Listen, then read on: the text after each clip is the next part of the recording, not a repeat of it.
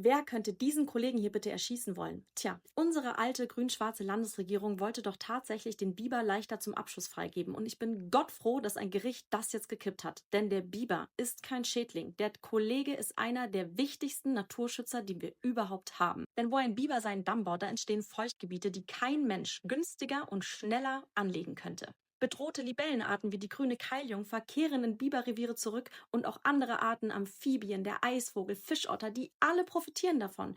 Und in Zeiten wie diesen, die von Hitze und Dürre geprägt sind, da sorgen Biber für wertvolle Feuchtgebiete. Die könnte wirklich kein Bagger unbürokratischer und effizienter anlegen.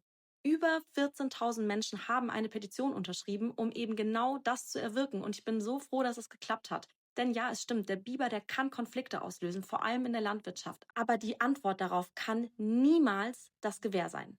Ich bin Anna, angehende Wald- und Naturschutzwissenschaftlerin, und wenn du mehr Nature Facts wissen willst, dann folg gerne rein.